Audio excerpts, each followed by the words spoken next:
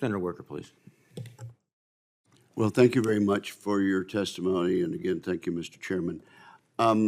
There was a time when we could sort of count on a rivalry between Russia and China. We don't see much of that anymore, and of course, I've spoken of this axis of aggressors. How are they cooperating with each other now? And in a real crisis, what do we need to look out for about increased cooperation among the four countries that I've identified? That includes, of course, Iran and North Korea. Representative Harman. Well, I think Ambassador Edelman would want to add to this, but I remember being a member of the Defense Policy Board when Jim Mattis was Secretary of Defense, and his piece of advice to us was, let's do everything we can to keep Russia and China apart.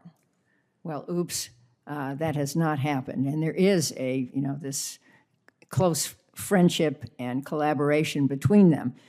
You asked, how is it manifested? Well, we see it most at the moment in Ukraine, where Russia was the aggressor, violating international law and invading Ukraine, and China is a huge help to Russia in evading our sanctions by buying Russian gas and by its efforts to ship into China material for the war. And then you add in, as you mentioned, Iran and North Korea, which are suppliers of drones and other lethal material to Russia.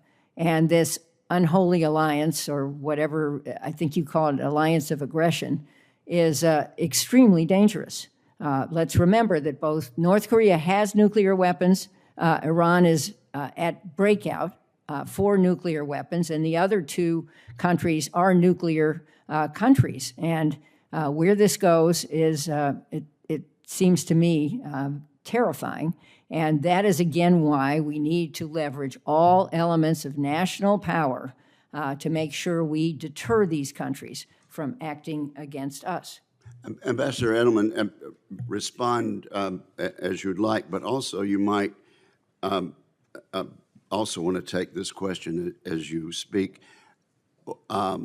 Representative Harman mentioned Ukraine. Why is Ukraine important to this entire discussion? And if Ukraine manages to be successful and keep their own borders in their own country, what signal does this send to Xi Jinping? Thank you, Senator Wicker.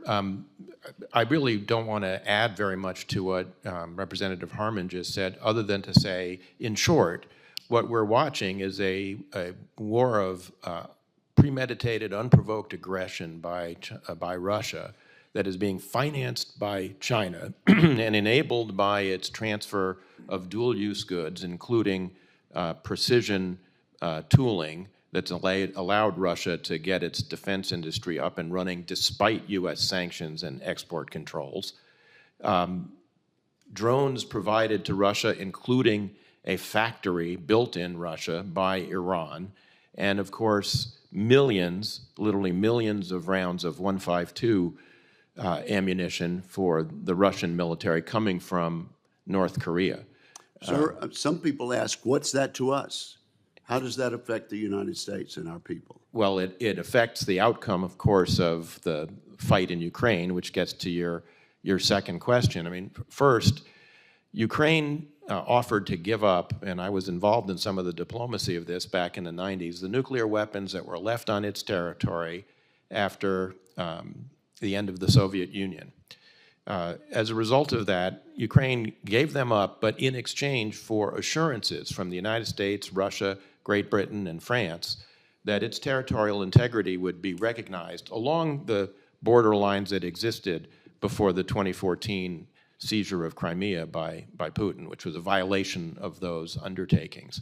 If our assurances in the nonproliferation realm, in this instance, are shown to be hollow, it will raise questions in the minds of all of our allies about the assurances we've given them, our extended deterrent assurances, whether it's for our allies in Europe, part of our multilateral NATO alliance, or our bilateral allies in East Asia, or our partners, parts of special relationships we've developed in the Middle East with Israel, the Kingdom of Saudi Arabia, the UAE, and Egypt and others.